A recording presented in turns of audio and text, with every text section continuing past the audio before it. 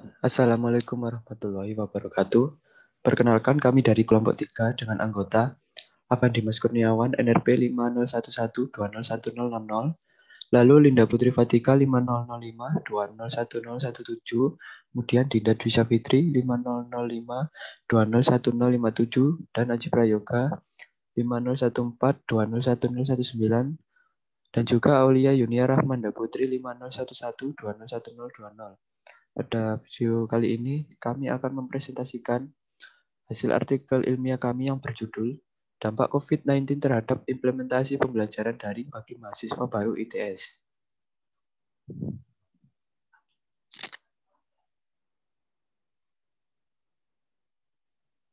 Selanjutnya pada bagian abstrak, pandemi COVID-19 membuat banyak kerugian di berbagai sektor. Salah satunya adalah sektor pendidikan. Dengan adanya pembatasan sosial berskala besar yang diterapkan oleh pemerintah, membuat pembelajaran yang dilakukan pada sekolah maupun instansi tidak dapat dilakukan secara langsung. Maka dari itu, pemerintah memutuskan untuk melakukan pembelajaran secara daring. ITS adalah salah satu instansi yang mengikuti kebijakan dari pemerintah ini. Tentunya, keputusan ini sangat berdampak pada mahasiswa, khususnya bagi mahasiswa baru. Penelitian ini bertujuan untuk mengetahui pengaruh-pengaruh pembelajaran online bagi mahasiswa baru terhadap beberapa aspek, yaitu kepahaman materi, minat belajar, dan faktor penghambat pembelajaran daring. Metode yang digunakan adalah metode kuantitatif dengan pengambilan data menggunakan Google Form. Kemudian hasil dari penyebaran Google Form tersebut, mayoritas mahasiswa baru merasa kurang berminat dengan pembelajaran daring saat ini dengan alasan bahwa banyaknya kendala yang mereka temui ketika pembelajaran dan sebagian besar mereka kurang paham mengenai materi yang disampaikan apabila melalui daring. Lanjut.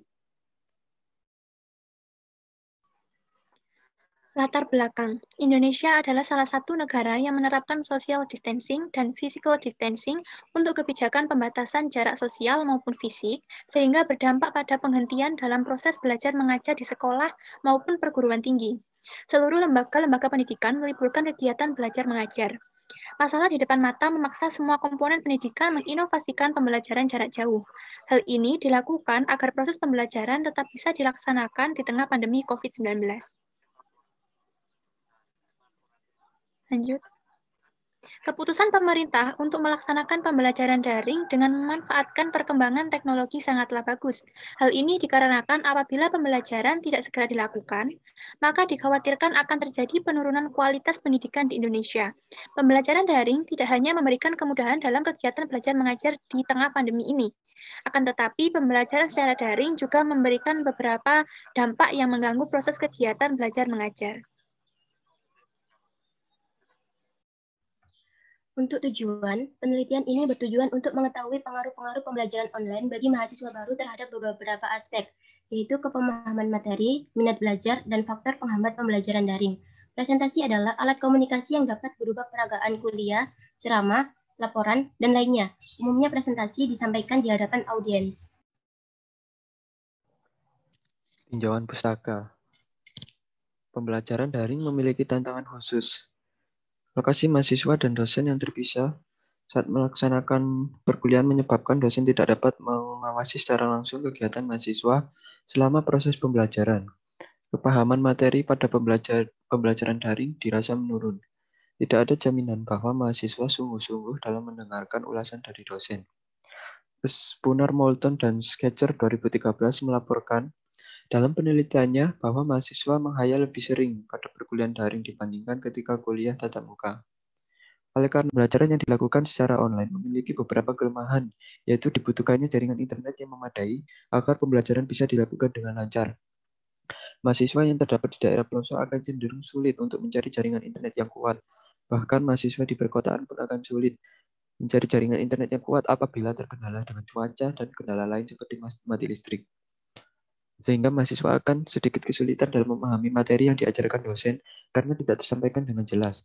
Selain itu juga dibutuhkan banyak biaya dan seringkali pembelajaran terkendala dengan jaringan yang lamban. Warianto 2006. Akan tetapi, konsep pembelajaran secara daring atau online masih menuai banyak pro dan kontra. Konsep pembelajaran yang menarik dan tidak monoton dapat menambah ketertarikan peserta didik dalam belajar. Namun, terdapat sebagian pihak yang berpendapat bahwa pembelajaran daring atau online dapat mengurangi minat belajar peserta didik karena dengan konsep pembelajaran secara e-learning membuat peserta didik kesulitan dalam memahami materi. Nurfaini dan Syauki 2020. Lanjut. Metode penelitian. Metode penelitian yang digunakan adalah metode penelitian kuantitatif dengan teknik survei, yaitu kegiatan pengumpulan informasi mengenai tanggapan orang lain. Kami menggunakan beberapa pertanyaan yang terkait dengan kepahaman, minat, serta hambatan saat pembelajaran daring yang telah dibuat, kemudian diunggah melalui Google Form. Kuesioner akan dibagikan melalui media sosial seperti WhatsApp, Line, dan Telegram. Lanjut.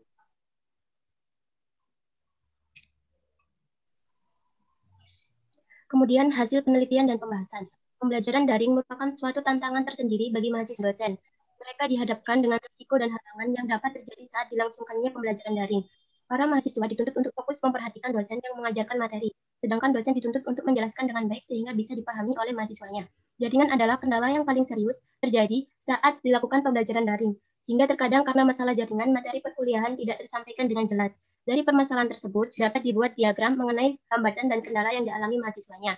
Diagram yang pertama merupakan kepahaman mahasiswa baru terhadap materi yang telah dijelaskan secara virtual. Berdasarkan data yang telah diperoleh melalui survei kepada 28 responden mahasiswa baru ITS tahun 2020, pada pertanyaan pertama terhadap kepemahaman mahasiswa atau mahasiswi selama pembelajaran daring yang dilakukan dapat dikelompokkan menjadi 4 jenis jawaban, yaitu sangat paham, paham, kurang paham, dan tidak paham sama sekali, di mana 28 responden tersebut 8% sangat paham, 19% paham, 69% kurang paham, dan 5% tidak paham sama sekali. Dari data tersebut dapat disimpulkan bahwa banyak mahasiswa yang masih kesulitan dalam memahami materi ketika pembelajaran daring.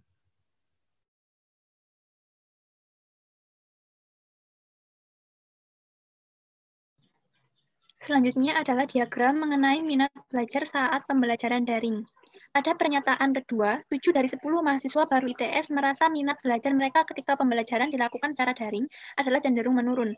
Mereka beranggapan bahwa minat mereka menurun dikarenakan merasa bosan dan gampang mengantuk jika terus-menerus menatap layar laptop sehingga tidak bisa berinteraksi secara langsung dengan dosen maupun teman untuk berdiskusi mengenai pelajaran. Sedangkan, sebagian kecil berpendapat bahwa pembelajaran daring dapat membuat kita bisa mengulang kembali pelajaran yang diajarkan lebih lama karena waktu mereka lebih banyak.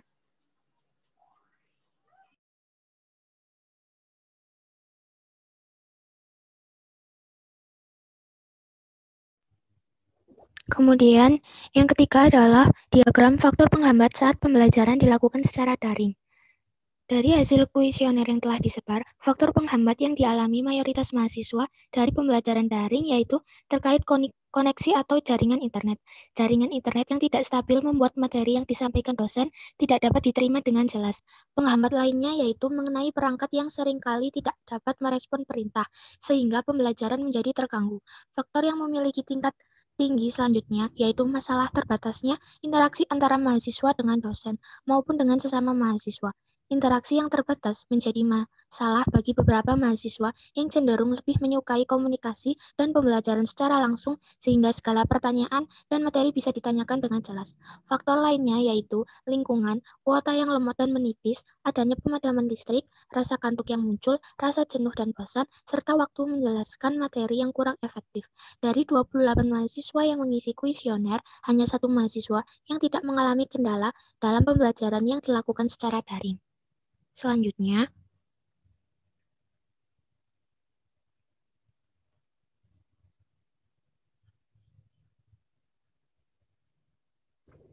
yang terakhir adalah kesimpulan.